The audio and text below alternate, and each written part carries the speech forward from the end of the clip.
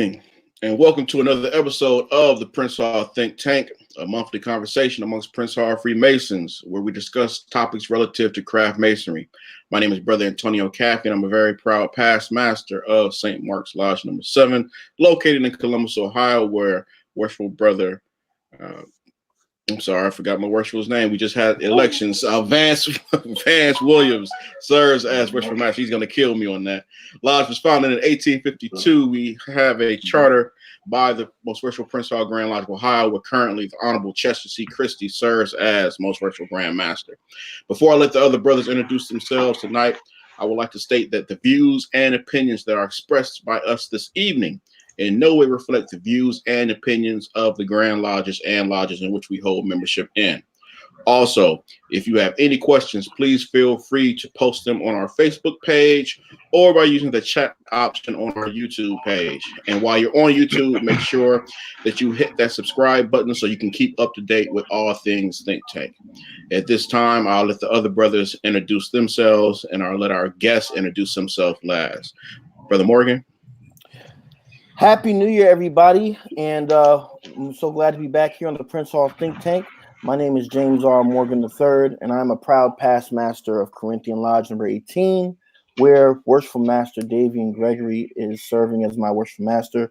My lodge operates under the auspices of the Most Worshipful Prince Hall Grand Lodge of the District of Columbia here in the nation's capital, where the Honorable Quincy G. Gant is serving as our Most Worshipful Grand Master, newly reelected, might I add, and he is doing a mighty great work here for Prince Hall Freemasonry in the nation's capital. I'm so happy to be here.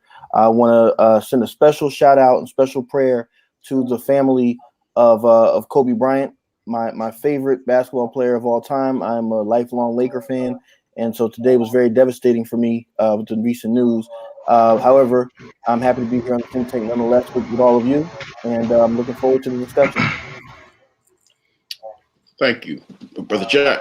Good evening, everyone. Once again, Happy New Year to all of you.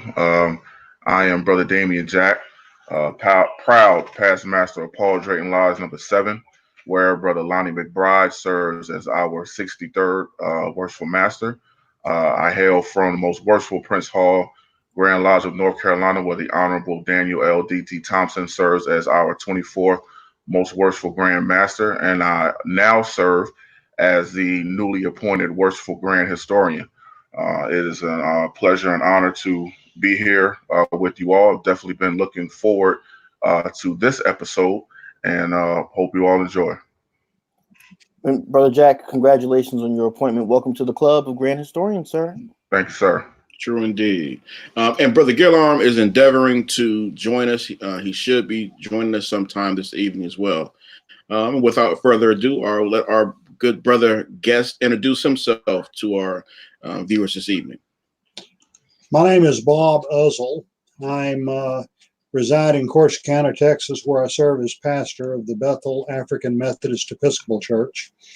And I'm the past Grand Historian for the Prince Hall Grand Lodge of Texas under the leadership of the Honorable Wilbert M. Curtis. I've been involved in various houses of masonry for many years and have written 4 books, including 2 of them that are specifically related to masonry. And tonight I'm looking forward to discussing what began as my doctoral dissertation at Baylor University about a very interesting man named Eliphas Levi. All right, thank you, brother. So, yeah, we're excited to have you on too, Brother Uzzel. It's interesting that as soon as we, because Brother Uzzel, and I think it can correct me if I'm wrong, Brother Uzzel he's our first guest that appeared twice. On our show. Okay, so I wish we had a trophy or a plaque for that, but we don't. So we'll have to send you like a email thanks for that. But you did such a great job when you were on our show before, and when we introduced or initially put out the flyer for this show, which was supposed to air a couple months ago, it's like everything we got a lot of comments and a lot of positive feedback. A lot of people were interested in your subject matter, and every time that we have something on that's dealing with some type of esoteric thought, we get a lot of great feedback on that. So Before we get into the particular details, what prompted you to write it? Well, I told someone a while back I had to have something to write a dissertation on, but I had been involved in masonry for many years, and I was had a lot of interest in Albert Pike. I read Morals and Dogma from cover to cover, and it was the late Harvey Newton Brown of El Paso, Texas. I don't know if y'all are familiar with that name or not. Mm-hmm. Colonel Brown died in 1998 at the age of 99. I can best describe him as a Masonic hellraiser. I actually met him a couple of times. We exchanged a lot of correspondence, and we also had a number of telephone conversations. But he was the one who first told me about Albert Pike borrowing from Eliphas Levi. And my doctorate from Baylor that I received in 1995 was in world religion. And I took courses in Hebrew as part of the language requirement. I had Hebrew and French. And then I ended up finding a Frenchman who used Hebrew in his writings. His real name was Alphonse Louis Constant. He was a French Roman Catholic who took a Jewish pen name to write about the Kabbalah and other esoteric traditions. And after I got my prospectus approved, it became quite a interesting journey. Of course, anyone who's been down the road can testify. Anytime you write a thesis, a dissertation, or a book before eating, sleeping, and living your subject matter. And so that's it began a dissertation. Best to find a publisher for 11 years unsuccessfully. Finally, in 2006, Cornerstone agreed to publish it, and it's not a bestseller, but we're trying to do the best we can. Okay, so let's dive into it. What were through the book and your research? What did you discover? Well, this man was born on February the 8th of 1810 in France, in Paris. That's where he spent most of his life. He was a Catholic. He was sometimes referred to as Abbé Constant. He was ordained a deacon in the Catholic Church. He was planning to become a priest, but he never made it all the way. He never took the final vows. He actually left the church. He was married for a time. His wife left him, and then for a time he was involved with socialist politics, and then they say the revolution of 1848 burned out his radical zeal and gave birth to the magician. Well, his early writings are under the name of Alphonse Louis Constant. His later writings are under Eliphas Levi. Actually took the name Eliphas Levi Zahed, which is supposed to be the Hebrew equivalent to his French name, Alphonse Louis Constant. But he wrote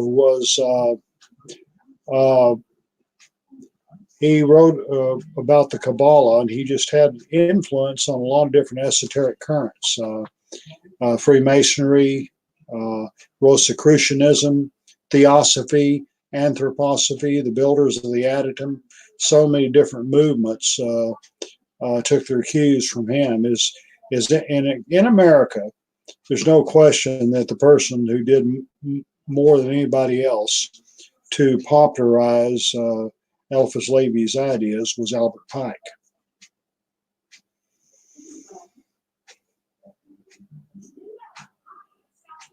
Sorry, I was muted. So with Pike, there's a lot, and it was interesting that you says you've read Morals and Dogma from beginning to end, because I think a lot of people talk about Morals and Dogma, but I think few people have really read the entire book. That's true. 851 pages long. A lot of Masons own copies of Morals and Dogma, but have read very little of it.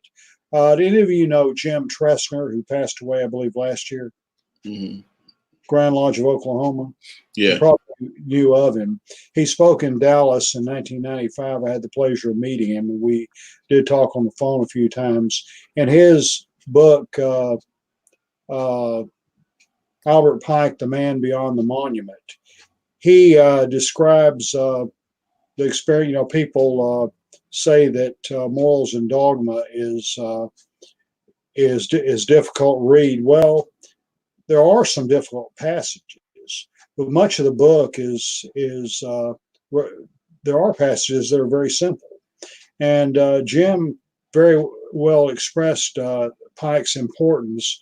Today we're used to college courses, Philosophy of Religion 101, that are designed to introduce the beginning student to a wide variety of various topics. There are a lot of books available today for that subject, but there was not during Pike's lifetime. He was writing one of the first textbooks on the subject, and it was a massive undertaking. Many of his sources had not yet been translated into English, and he certainly made mistakes. Today we organize books differently, but he had no examples to follow. And based on what he had to work with, I think he did a very good job.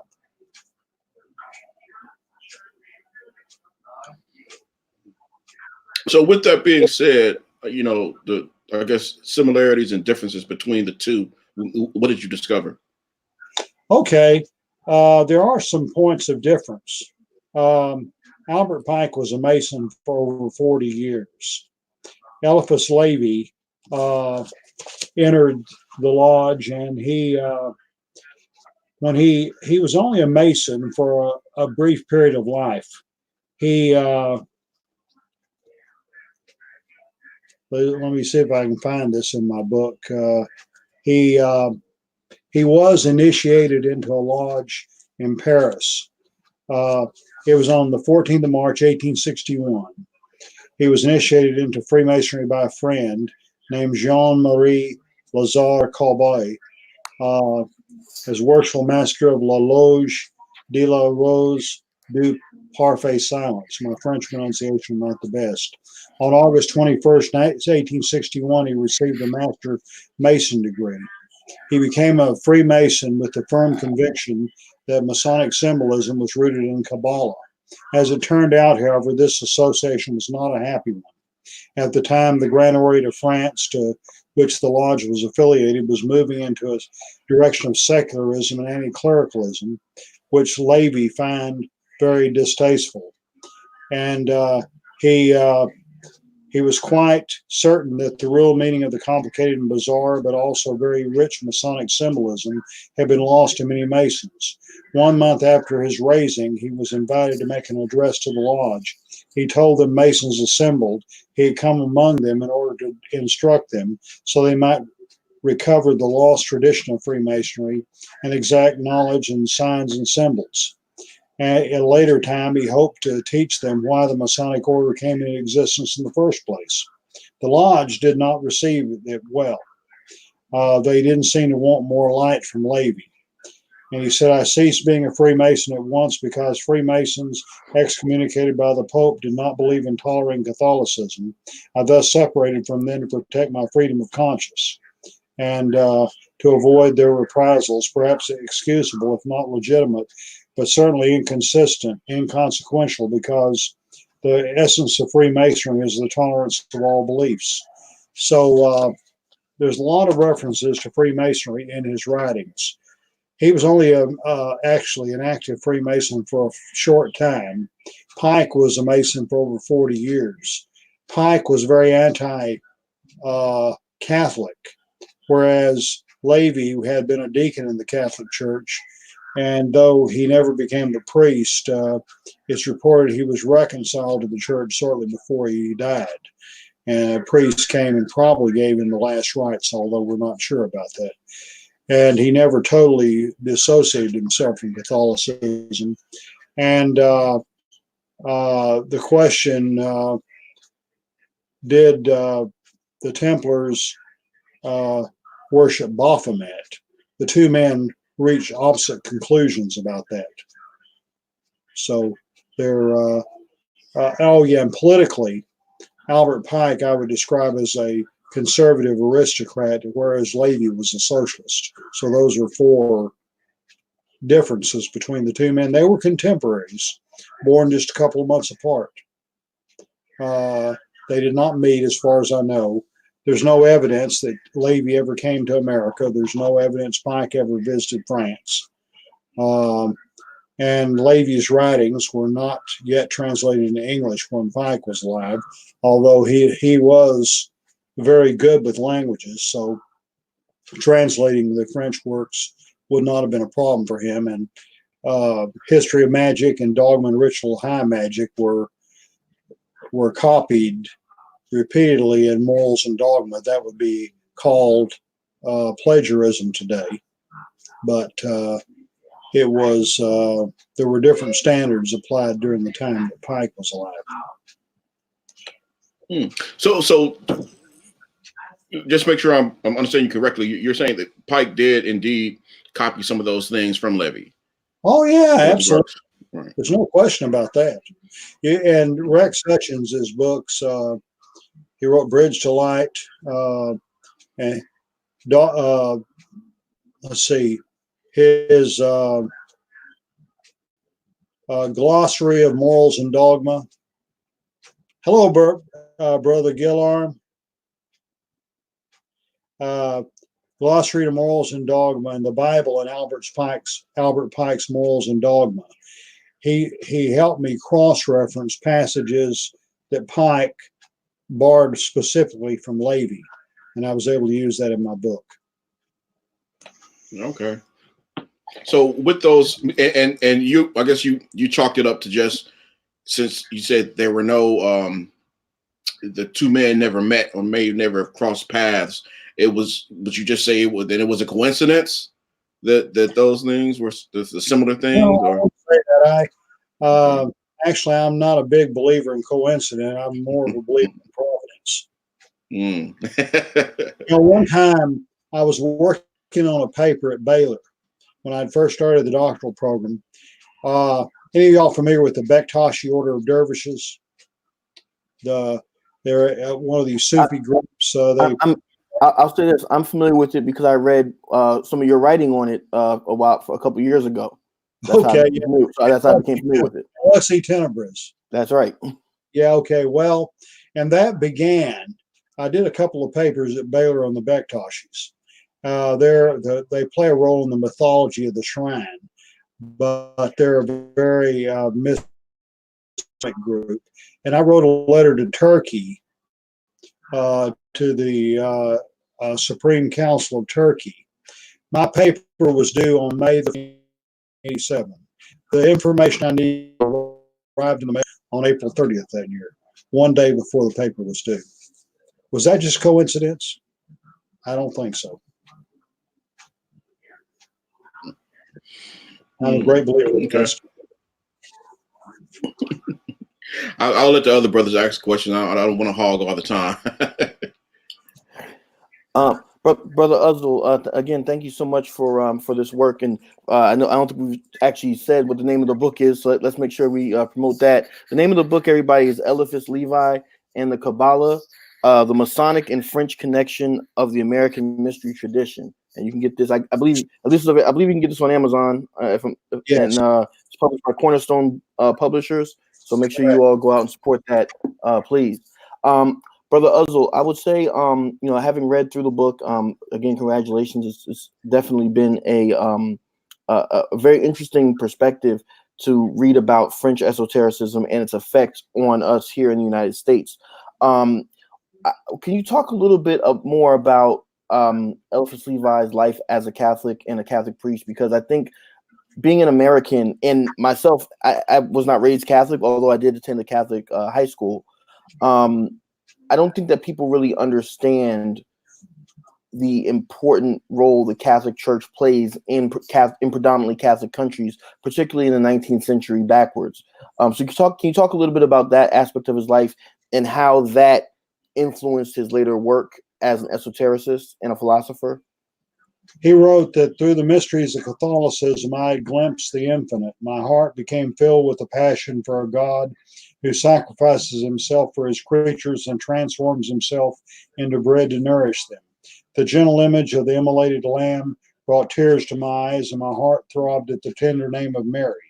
As a child, he was given more to meditation than to action. Early in life, he developed a marked talent for drawing and painting. And he was a clever lad. Well, yeah, he had many talents, including art as well as writing. He was supposed to have been an excellent teacher.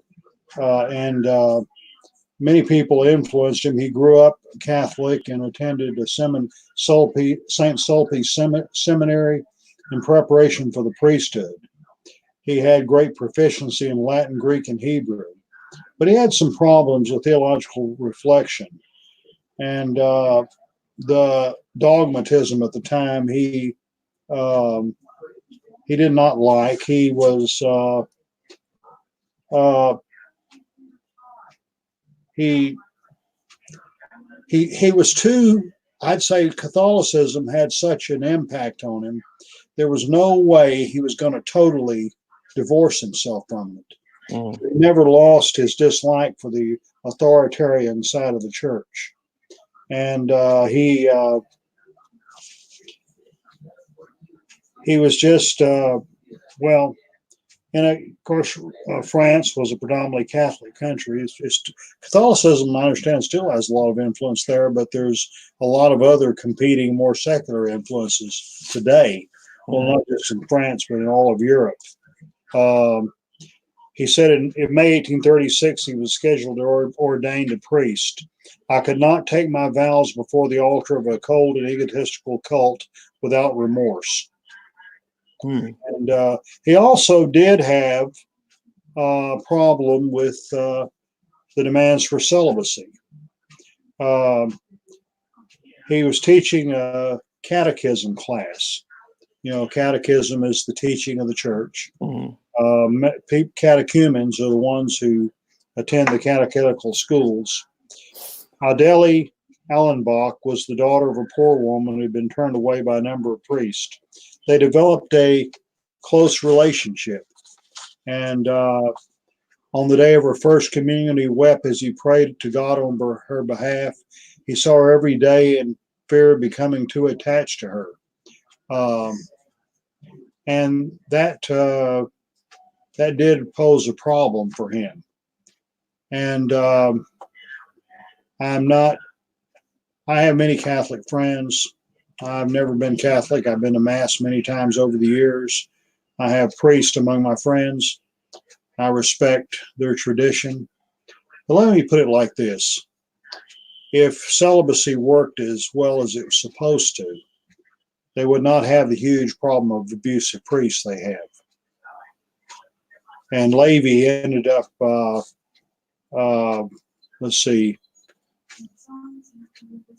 he ended up leaving the seminary.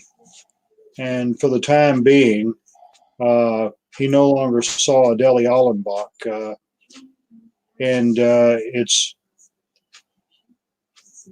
He went through a number of changes. Well, he wrote some of his early books. They did not have freedom of the press in France at the time. Okay.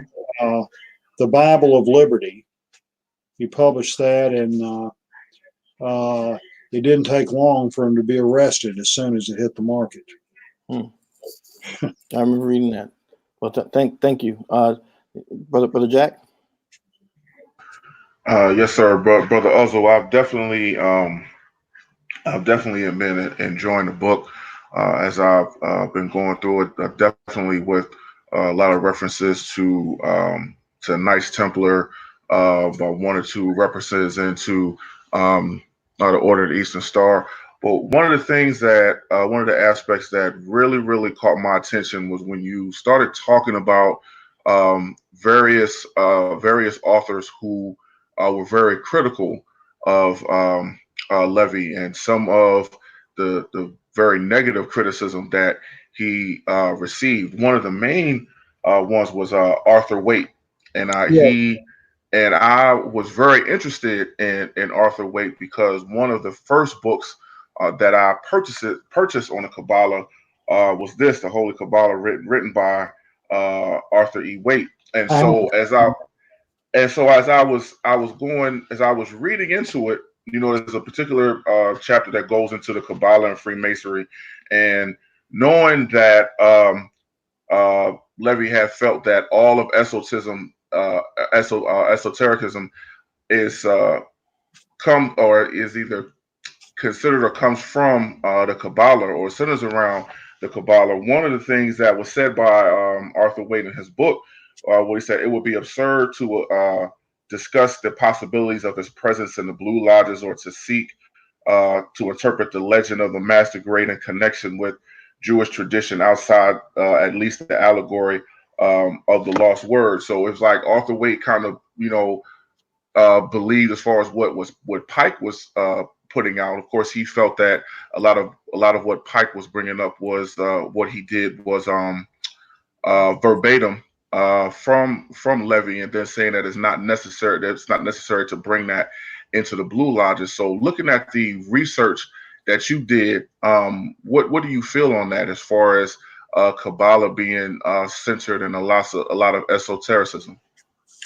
Well, it's a lot of things. It's like the chicken and the egg, which comes first. Mm-hmm. Another source you probably noticed, a fellow I've corresponded with and talked with on the phone, Bishop Stephen Heller of Ecclesia Gnostica in California.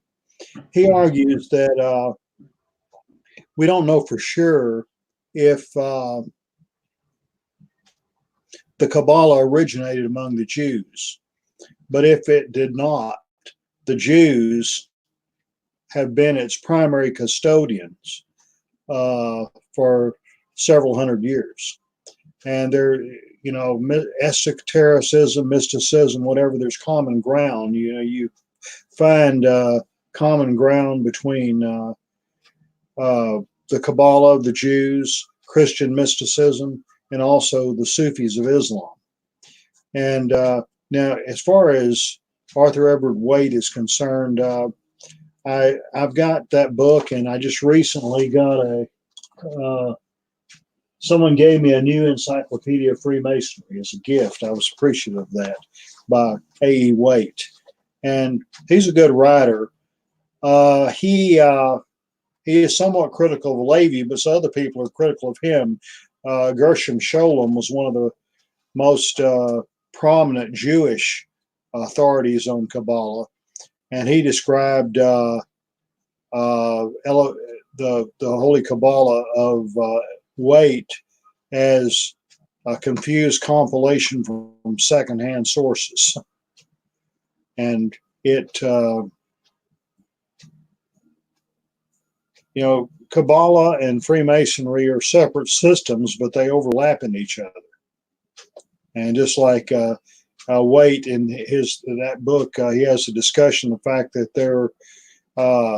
Kabbalah and alchemy were separate systems, but there were some alchemists who were interested in Kabbalah, and there were some Kabbalists who practiced alchemy, but they didn't necessarily go together. But in the writings of Levi and Pike and others, alchemy also plays a very important role. Brother Uzzel, can you talk a little bit about because we mentioned Albert Pike. Can you talk a little bit about some of the other contemporaries that he would have had and what his relationship was like with them? For example, Madame Blavatsky and Beverly Randolph, Pascal Beverly Randolph. Yes. Helena P. Blavatsky, this Russian woman who found there's 1875 is an important year. Of course, dates are important to me, and this is something that didn't carry over into the book because I caught it before it went to press. Well, actually, when I had misstated in my original dissertation that the first English translation of the Kabbalah appeared in 1875. I went, not the Kabbalah, I'm sorry, let me back up on that. The Bhagavad Gita, the Hindu holy book. And I looked it up. It was actually 1785. I wrote it down wrong. I'd gone 1875 crazy. Eliphas Levi died in 1875. A few months after his death, a man we might want to talk about a little later, Aleister Crowley, was born, and he claimed to be Eliphas Levi reincarnated. There's some problems with that too. It was also in 1875 that the great Swiss psychologist Carl Gustav Jung was born, and he wrote a lot about some of these same topics. And Madame Blavatsky founded the Theosophical Society in New York City in 1875. There's no evidence that Eliphas Levi and Blavatsky ever met, but she did establish that in the year of his death, and some of his European followers became Theosophists in the years after his death. It's my understanding she used his writings pretty heavily in her early books. Later, she turned more to Eastern sources. She was, and by the way, she died in 1891, the same year Albert Pike died. So, and that, again, they were not acquainted with each other, I don't think, but I remember at least one place in her writing she knew about Pike. And I have a chilling with the world's problem in Chicago in 1893. That was 2 years after Pike and Blavatsky had passed. But I thought, that would have been interesting if they had been alive and well and able to participate. I'm sure both of them would have contributed something to it. But she definitely.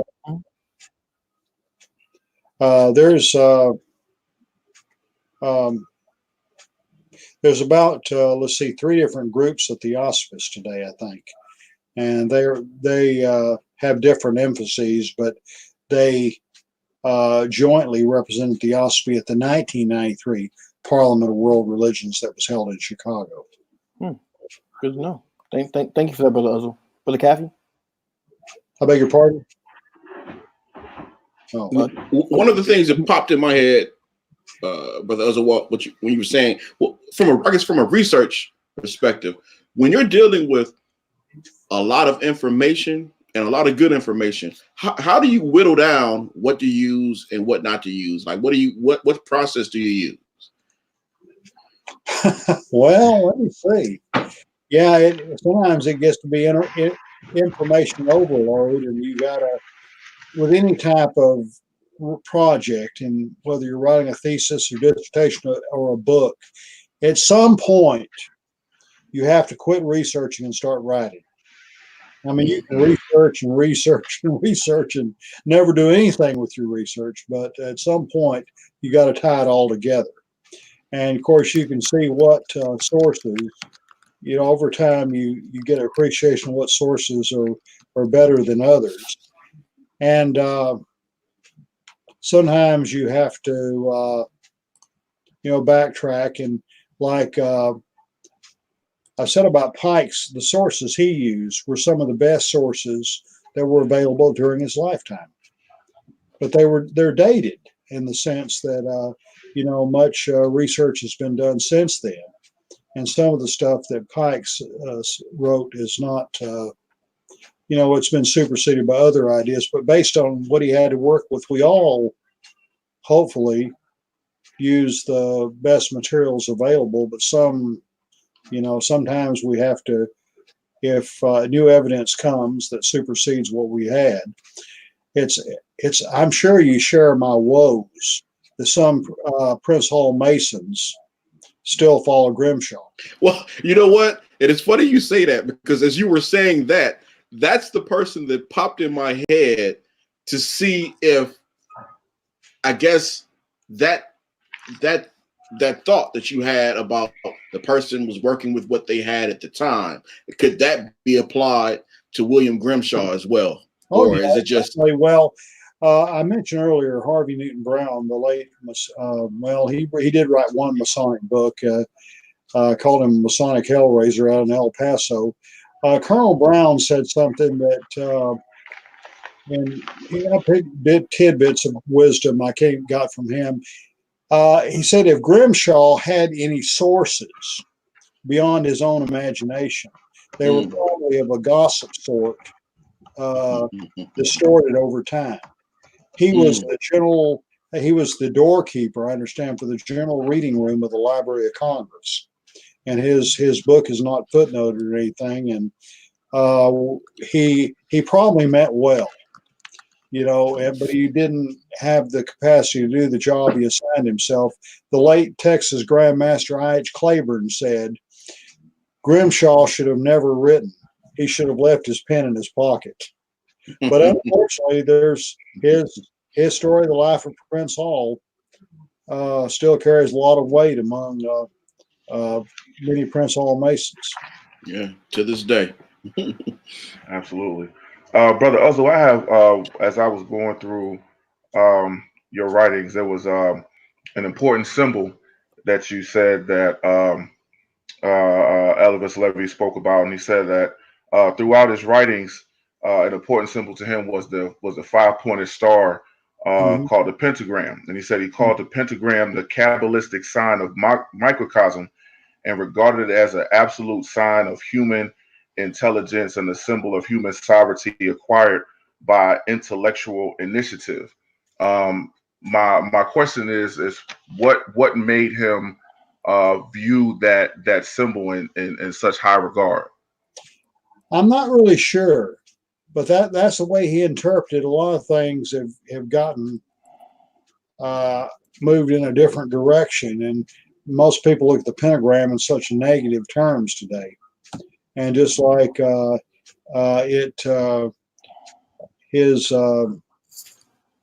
just saw the star of the symbols being very important. And stars, they play a role in a lot of different religions and a lot of different cultures, a lot of different traditions, and that's the way he looked upon it. I'm not sure exactly what caused him to move in that direction. And he, so you're probably aware, in ancient India, they used the swastika as a very sacred symbol. Hindus still look upon it like that today. Everybody looks upon the swastika to symbolize Nazism. The Nazis did not invent it, though. They corrupted it. And so different symbols have different meanings to different people. I understand in Europe, the dragon is evil. In China, the dragon is beneficial. So, got to look at it in the context.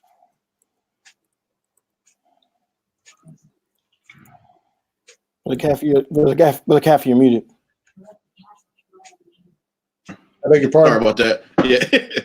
Brother Morgan, do we, cause it looks like we have a lot of great conversation as always going on in our comments. I like to say, there are two shows that, takes place when we do our show. It's the live show that we have, and then it's the show that goes on in our comment section. Absolutely. Sometimes they run concurrently and they build off each other, and sometimes I look over the comment section and I'm like, they're doing a completely different show, but it looks like they're in line right.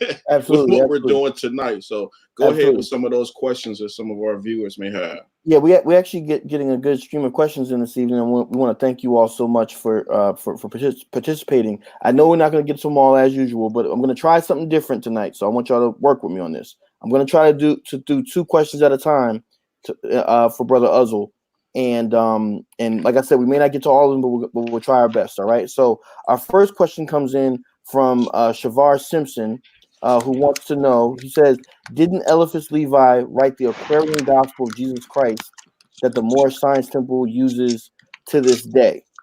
So that's question number one. And then we had another question that came in, which was from B-Side Pro says, "Brother Uzzel, were there any cross influences between Eliphas Levi and Max Heindel?" So, okay, you're up. The first one, the answer is an emphatic no. And he's not the first person to get two authors confused. The author of the Aquarian Gospel is Levi H. Dolan. So this was a totally different person. I'm very familiar. I have a copy of the Aquarian Gospel. And yes, it was adapted by Noble Drew Ali.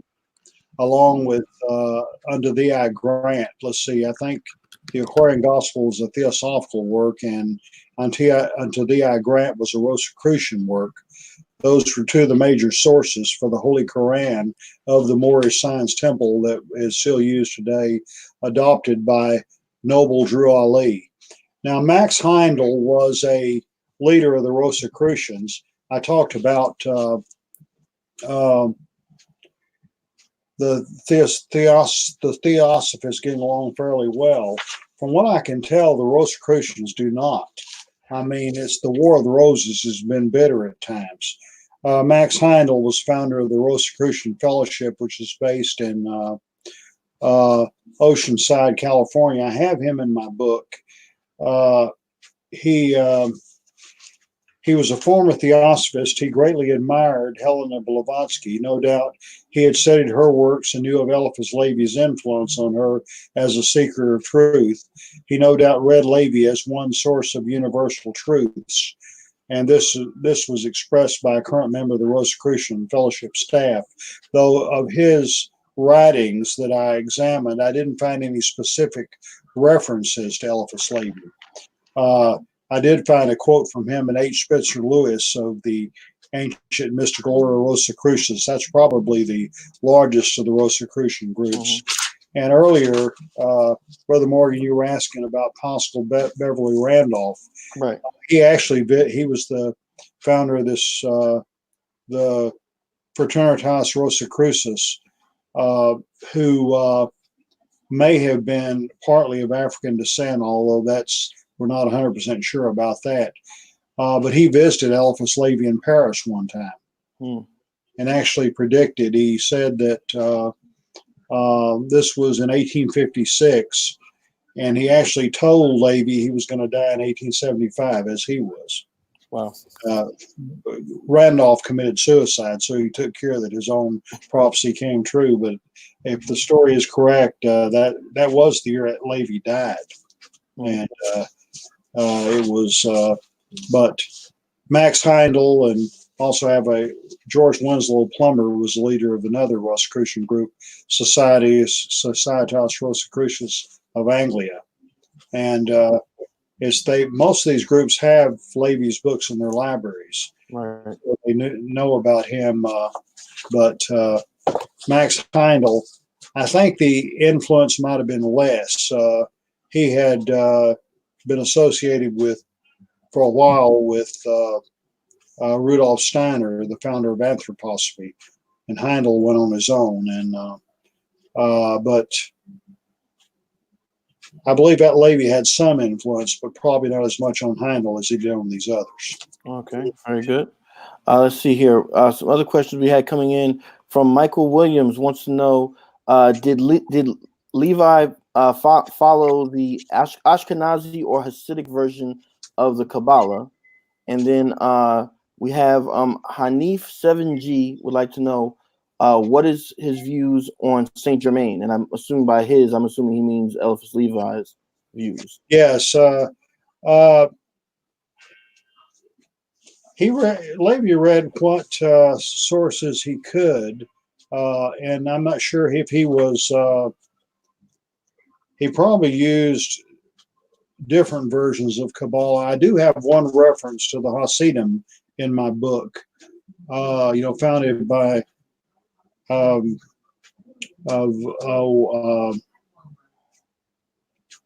Israel ben Eliezer. They called him the Baal Shem Tov, the master of the holy name. And I'm trying to find here. I know I made one. There was. Let me look here again. Maybe I got that wrong page number. But I know about the Hasidic Jews. Well,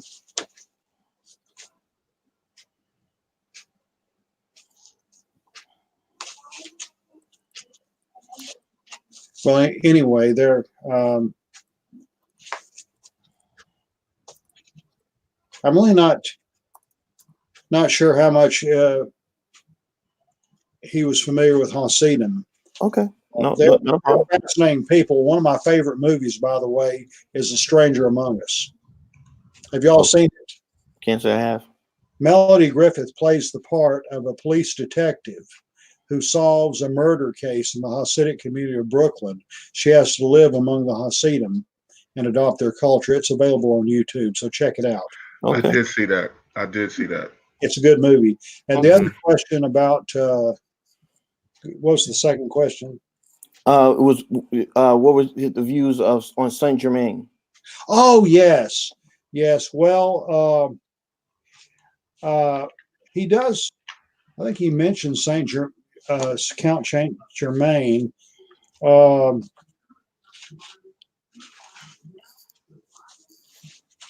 Don't give him everything from the book. We still want them to buy it. Okay. Actually, my reference, Madame Blavatsky claimed that the library I think her grandfather's library contained a manuscript given to one of her ancestors by the 16th century mystic Count Saint Germain, who alluded to the thorough metamorphosis of nearly the whole of European map beginning with the French Revolution. And I wrote to, let's see who, I wrote to the Church Universal and Triumphant. I wrote to a lot of different people when I was working on my dissertation. And I remember getting a response back that they didn't think Levi had any influence in their church. Of course, Saint Germain lived a few hundred years before Levi. And I don't remember exactly what Levi said about Saint Germain. He probably knew who he was. And I know that I think they still exist. The I Am movement, Guy and Guy Ballard and Edna, was that his wife's name? I think they at Mount Shasta in California. The spirit of Saint Germain was supposed to have appeared to him, and that was an earlier movement. And Elizabeth Clare Prophet's movement, I think it's still going on. The Church of Universal and Triumphant. Saint Germain's a big deal for them. I know that. Okay, no problem. Thank you. Let's see here. Edge of Night actually has a very good question. I think that we need to always be mindful of when we talk about subjects that are this deep in history, as well as in esotericism, metaphysics, what have you. Where does one get started for the study of these subjects? Where's a good place to start for the study of mysticism? So that's one question. And then next up we had, let me see here. Somebody asked, I'm trying to find it. Somebody had asked about Levi's relationship with Rosicrucianism, and I can't find that comment, but if you can address that question as well. With who? Rosicrucianism. Oh yeah. Okay, sure. Well, as far as mysticism goes, there's a whole lot of writings about it. You can just Google it and find what you're looking for. And if it's Kabbalah or if it's Sufism, or, there's different sources, or, Christian mysticism. Like, for example, Meister Eckhart. There's plenty of writings, and it just depends on what your specific interest might be. I would say that Eliphas Levi and the Kabbalah is a good start. There you go. And you could, there's many references, the footnotes and all that would take you in the direction you might need to go. The way research is, and I'm sure you guys can affirm this, you start going down a road. You see a side trip you need to make. Come back on the main road. Go down further. Another side trip. Another side trip. Another side trip before you finally reach your destination. And you might write an article on one subject and it awakens interest in another subject. And before long, you found another article to write. You might write a book, and then it inspires you to want to write another book. But as far as the Rosicrucians are concerned, yes, Many of them claim him as a member, and the legend of Christian Rosicruce goes way back.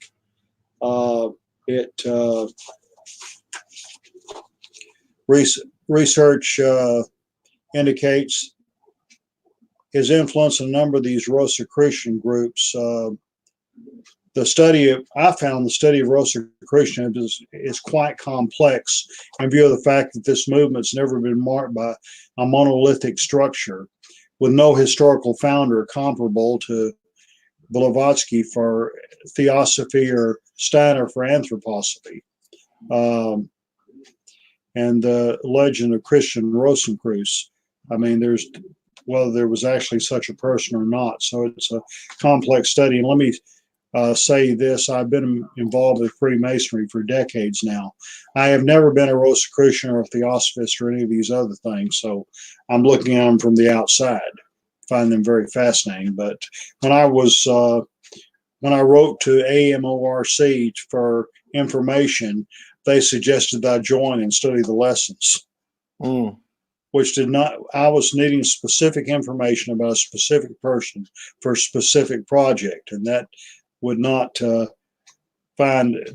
serve my purpose at all. I did find a quote that H. Spencer Lewis gave of Eliphas Levi in one of his lectures. But many of these, in my book, I give a background on what Rosicrucianism is and how it began, and mention, like I say, the legend of the Rose and the Cross spread quickly outside of Germany. There was a great deal of interest in such in 19th century France, where Eliphas Levi became a leading authority on the symbolism.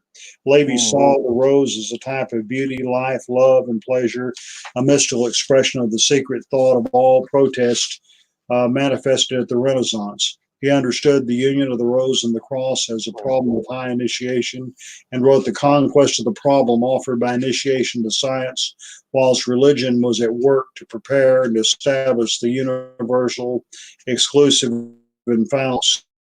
In France, the Rosicrucians came into public eye as part of the occult heyday, inspired by the writings and teachings of Eliphas Levi. So they certainly picked up on him. There's no question about that. Thank you for that, Brother Uzzel. We have one last question in for the evening. Cook would like to know, how does one bring esoteric and philosophical teaching back into PHA Freemasonry? Well, there's some lodges or Grand Lodges have study clubs. The Philaxis Society has certain chapters around the country. There's a few research lodges here and there. It's an idea, of course, some lodges, they should be willing to allow speakers in to discuss different things. And to recognize that there's more to the lodge than just going through certain initiations. And although that's very important, as is the community service aspect of it, the funerals, the laying of cornerstones, and that type of thing. And there was a time that a lot of people joined just for the insurance benefits. And I realized there was a time in which racial discrimination by insurance companies was widespread, and lodges and burial clubs were about all that was available in the African American community. That's changed, thank God. But it's the idea that this is something more light. You need to, if you're going to be a Mason, Masonry has to do with building, has to do with work. You see the idea of learning, hard work, and seeking light and wisdom. To me, that's what it's all about. Now, people join for different reasons. Yes, you have to have classes. I fully agree. Yeah. One thing I'd like to add to that too, and I'll turn over to one of my fellow panelists, is, I've been asked that question quite a bit myself, and I think that sometimes we overthink it. I think the simplest answer I can give is time management. I'm a very big believer that when we have our actual communications for our lodges and chapters and all that type of stuff, that's the time that you've already set aside in your personal schedule collectively as a group that you're going to meet and to deal with your business, but also to learn some things. And so I think that for me, it really starts with lodge and chapter members, leadership, and members saying, hey, this is what we want, and managing your time appropriately so that you can get your other business done, plan your other events, but also have some education at your actual meetings. Because I hear what Brother Uzzel was saying about study clubs and other things of that nature, and that's fine, but that's more time away from your home, your family, the rest of your life. Why don't we make sure that we're doing that when we're at our actual lodge meetings that we pay all this money for to be at in the first place, and go through all of these ceremonies to open up our meetings with, right? I think if we start practicing time management better with our actual meetings, then you won't have to ask that question. Well, you have to ask the question, well, what's the aim of it? What's the purpose of it? Some people just, when you even mention masonry, that's the first thing they go to. Of course, right. They heard all this nonsense they got out there anyway. So right, exactly. So I always tell folks, I that's a question I hear what you're saying, Brother Uzzel, and I think that the best thing I could say is put it back on the brother or his sister and say, hey, go to your leaders of your local lodge. That's where we can't fix, or make your lodge work the way that it should. That's your job. Go to your lodge and say, hey, this is what I want. I want to do this. I want to speak, or I want to have somebody come in, or what have you. And if they're not doing it, maybe you need to be the person to be in charge to make that push. And speaking of which, I think we had a whole episode last year on the road to the East. So go make sure you check that out in our Prince Hall Think Tank episode catalog on YouTube. Right. And you see a little sparkle on my teeth? Ting. All right. I appreciate though that the first thing the Brother Uzzel said was study groups from this standpoint, because and we've heard from some of our viewers before, and which I'm sure we'll hear in some of the comments tonight, like how sometimes when they bring things like that to the leadership of the lodge, there's a pushback, against things like that, and it makes it difficult.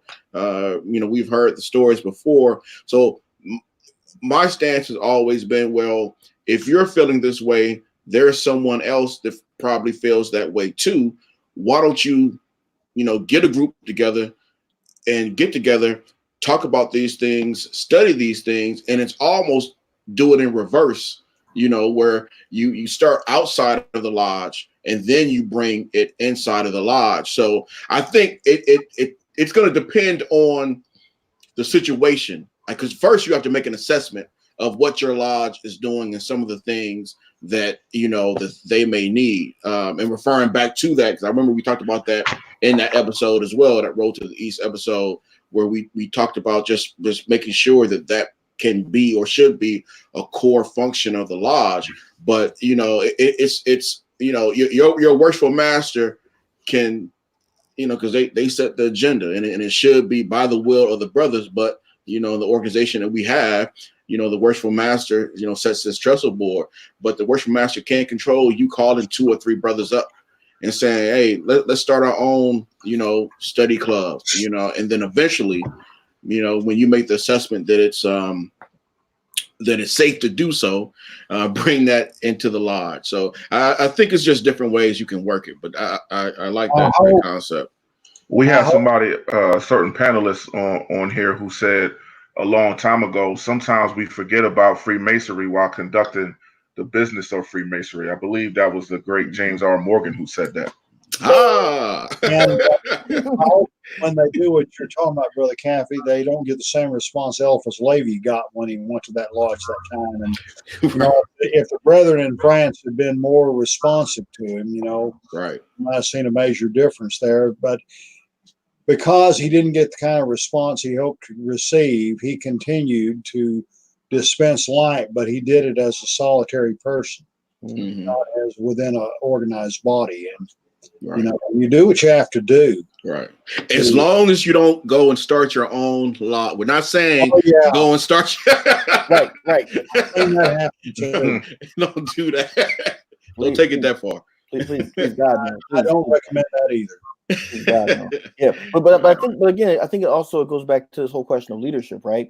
If our leaders, not just on a grand level or a national level or whatever, but locally, you know, your worshipful master, your worthy matron, your high priest, your potentate, whatever. If you're not that person, you should be talking to them and saying, hey, look, I know we've got other things to do, but let's make sure that we do you have an education officer? You know, is there somebody in there that can organize bringing in speakers and whatnot? And I know I can speak for myself. I'm sure. I know for a fact my other panelists, you know, have spoken at various lodges throughout the states and even throughout the country. You know, we have one movie star among us too, by the way, in Brother Gillarm. So, you know, I mean, there's nothing wrong with mixing it up and doing that, you know, and you know, but again, if you don't make, you'll never have the time if you don't take the time. If you don't take the time, you know, you'll never have it. So I think that's, you know, one of the most important things I always try to put out there, you know, because people say, well, they want to ask us for the answer or ask Brother Uzzel or whoever, and I said, well, no, we're not in your lodge, more than likely, right? So we want you to have the best lodge experience possible. Unless you want one of us to come to your lodge to do a presentation, shoot us an email and we can do that as well. So, and if you want me to come, if you want me to be a member of your lodge, I'm happy to come. If you want to pay my dues for me, I'm more than happy to. I'm sure I'll speak for all of us when I say that, right? Yeah, true indeed. They offer dual membership. Yeah, there you go. There you go. All right. Everybody hear me okay? Yep. All right. First of all, I apologize for coming on late. But to add on to that question, like myself and junior warden of my lodge, brother Errol Simpson, we've had that conversation several times about bringing esoteric masonry back to you know, Prince Hall lodges, and like to use him as a perfect example, you know, he went from asking that question to just making it happen and start just giving lectures. So instead of just keep asking, why can't we do this? Why can't we do this? He come up with a subject and say, hey, worship master, can I present this to the lodge? And just start doing it. So for the brothers that want to know how to bring this back to Prince Hall Masonry, just start doing it. Just start writing up lectures, start presenting to your lodge. I mean, Damien Jack just started just writing books overnight. He was doing this stuff for a long time. That's true. He was writing lectures. He was submitting stuff. I mean, he was doing this for a long time, and then just started, I mean, just put everything together in a book. So it got to start somewhere. So at some point, you got to stop just asking the question and just start giving lectures in your lodge. That's my 2 cents. I'll tell you all a secret. Damien Jack was actually visited by the spirit of Eliphas Levi, Saint Germain. All of them, they sent their wisdom into him, and he's been dispensing it ever since. But you didn't hear that from me.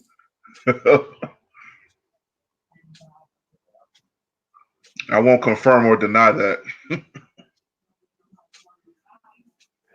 Moving on, Brother Caffey. I'm slipping tonight. I don't know what it is. I'm like talking and then no one's hearing me. So no, I just want to say, you know, looking at the hour, you know, we always want to be respectful of our viewers and our guests with the time. So we wanted to wrap up with some closing thoughts. So we'll start off with our guest, Brother Uzzel. Well, I hope everybody will buy my book, Eliphas Levi and the Kabbalah. Authors always want to sell their books. Indeed. It's well, if I do say myself, it's well worth reading. There some stuff you'll agree with it, some stuff you won't agree with it. By the way, my chapter on Albert Pike, this book was published in 2006, and it discusses the issue of Prince Hall recognition. And I'll say this: all my books need revision, but Prince Hall recognition has come a long way since then. There weren't that many Grand Lodges that extended recognition. And the whole idea of the Pike statue controversy, it's in there. Again, there's been a lot of things said about that. Albert Pike was a man of his time, and he was far from perfect, but who is? And so, Levi influenced him, and his esoteric writings of both these men are very important, and a lot is to be learned from them and the other people. And if you read the book and you look at some of the references, there may be some other subjects you want to pursue further. And one thing leads to another. It all mushrooms, and it's more light. That's what's all about. Well, thank you for being a guest, Brother Uzzel, again tonight. Like I said, you're our first person we've had on here twice, and that's because, again, you did a great job the first time, and then, with the subject matter, like I said, we definitely got a lot of positive response prior to you coming on regarding the subject matter. So please go out and purchase the book if you haven't already done so. We're going to post, maybe we'll post the link in our group where that book can be purchased later on to direct, people there. So Brother Morgan, closing shots. You're on mute. I got to do it. Whatever it was that Brother Caffey had going on, I had that going on too. Want to thank Brother Uzzel again for making history tonight. This is the first guest ever to come back for a second round of the Prince Hall Think Tank. I want to encourage everybody to definitely check out the first episode we had him on talking about Prince Hall Masonry in the Great Republic of Texas. Please make sure you support his book, Eliphas Levi and the Kabbalah. I'm honored to say that my copy was signed by the author. Don't rub it in. So I got to do it. I know people. Stick with me. You'll go places. But thank you so much, Brother Uzzel. I will say, this episode, we went through a lot to get this episode done. It was supposed to have been aired back in November, and unfortunately, that the day that it was supposed to air, Brother Uzzel suffered a loss that nobody should suffer in terms of the loss of your son. And so I know I represent the whole think tank family and the whole Prince Hall Think Tank universe when we say our condolences to you and your wife on the loss of your son. No parent should ever have to suffer the loss of a child. And we want to thank you for taking the time you needed, but still coming back to us. That on the first think tank that night, it's the same son who called in. Right. And told you to tell me he got home safely that night. Mm-hmm. I remember that. Yes, indeed. Yeah. So we want to continue to lift you and your wife and your family in prayer, because we know that it's not an easy thing to move forward from. But we're happy to have you here, sir. And again, we want to encourage everybody to support the book, Eliphas Levi and the Kabbalah. Thank you all so much, and I look forward to talking with you all on the next episode. Thanks, Brother Jack. Yes, absolutely. Definitely look forward with much anticipation for this episode. Brother Uzzel, is definitely an honor and a pleasure to finally have met you and discuss this outstanding book. I know one of the things that many brothers, especially in Prince Hall, wanted to discuss when they looked at the flyer was Albert Pike and his quote unquote influence, or if he had any in Prince Hall Masonry, and a lot of things was discussed, about him. And what I loved is how you had the quote from past Grandmaster Howard L. Woods of Arkansas, very good, within the within your book, as far as letting the statue stand, and about how if it took away from Freemasonry, let it stand. And also the same thing was said was Joseph A. Walks. So the same people, if they take down the Pike statue, the next thing they're going to do, they're going to deny this. They'll want to go to the Topsville Burial Ground in Boston and take down the monument to Prince Hall. Right. I know they're in the wake of the tragedies that have occurred. A lot of this anti-Confederate stuff, I understand the reason behind it, but Pike, some of the same people who are anti-Masonic, they tried to get Prince Hall Masons on board with this cause. And that's crazy. The Howard Woods was a great guy. I really thought a lot of him, and Joe Walks. They were good friends of mine. Absolutely, but I definitely want definitely want everyone to please get a copy, of this book and learn some more, not just on the esotericism of the Kabbalah and the mysticism of it, but also on some of the things that Eliphas Levi talked about in terms of Pike, his critics, and everything. Thank you so much, Brother Uzzel, and definitely look forward to. Thank you, everyone who tunes in, and look forward to the next episode. Has anybody here done any in-depth research on Thornton Jackson? Yes, I actually have done quite a bit. I've on my own, as well as reviewed what's kind of been done primarily by Brother Alton Roundtree. Okay, because I've never actually seen an article written exclusively about him. For those listening, Thornton Jackson was the Grand Commander of the Prince Hall Scottish Rite. Allegedly, Pike gave him a lot of his rituals and morals and dogma and everything else. He had no objection to Prince Hall Scottish Rite existing separately, but it's possible he may have looked down the road and saw maybe there'd be a union coming someday, and here he wanted him to have access to it. There's some say that he was his barber and that they were friends. I don't know if that's true or not, but I'd like to see more work done on Thornton Jackson. He was an important man. Well, I have some material on him. I'll be glad to share with you privately. Okay, sure. Concerning that, and between myself, Brother Gillarm, and Brother King Collins, I think, and like I said, Brother Roundtree as well.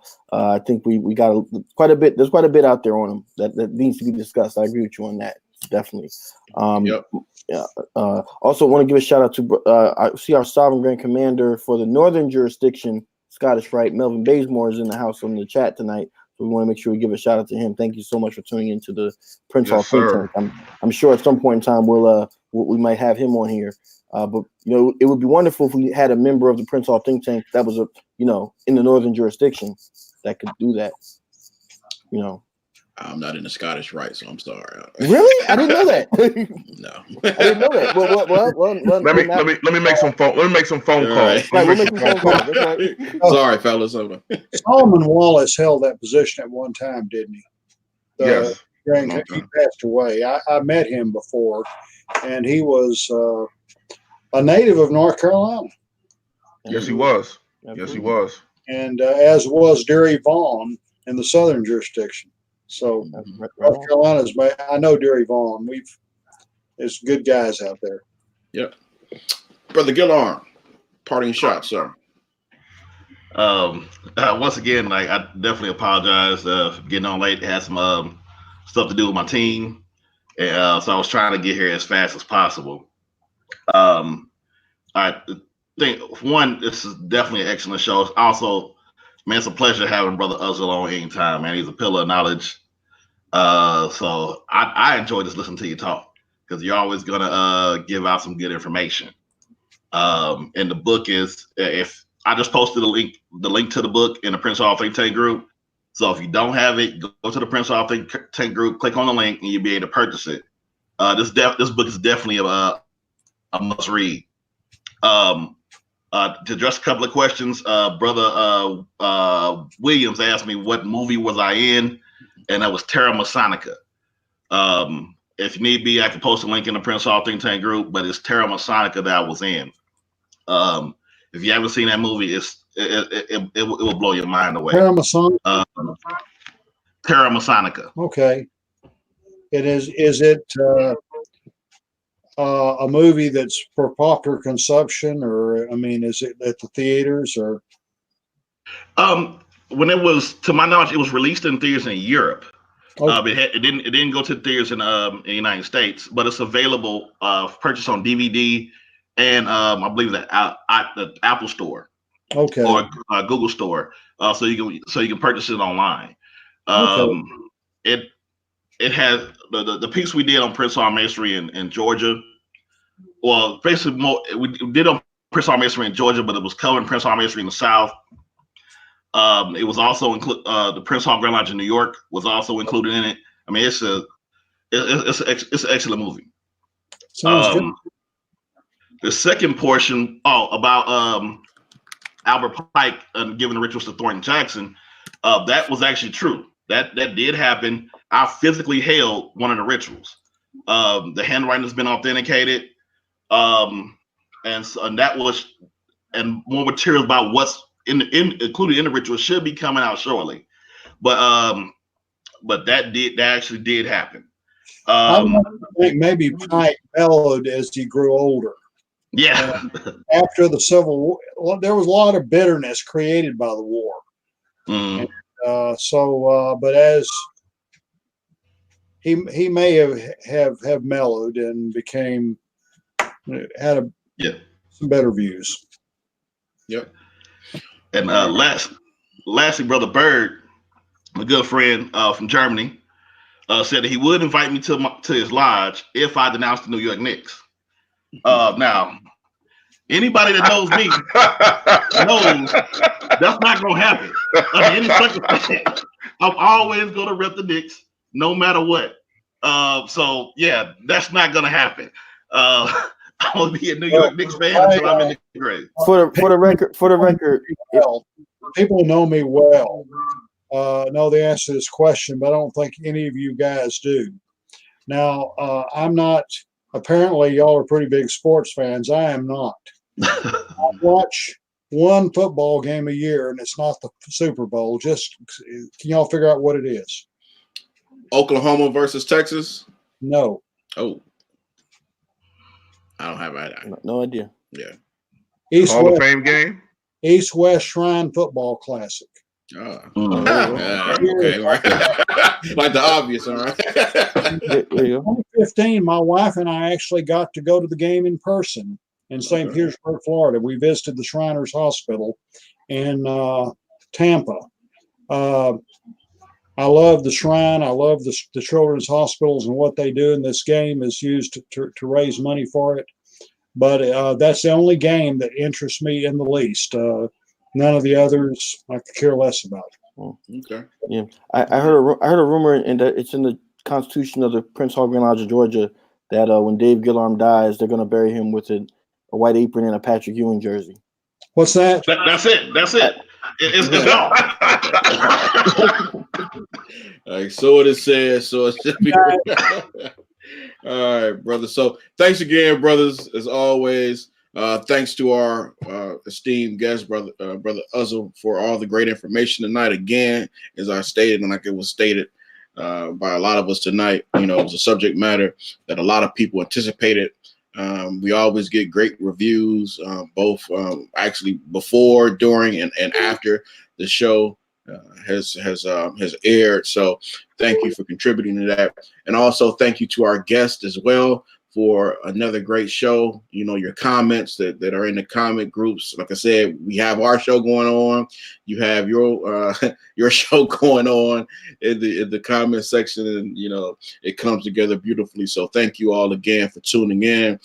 Thanks for joining us tonight. We hope that you've gained a little insight, and we hope you join us for future episodes of the Prince Hall Think Tank. As always, have a good evening, and remember, let's teach masonry in our lodges. Good night. Good night, everybody.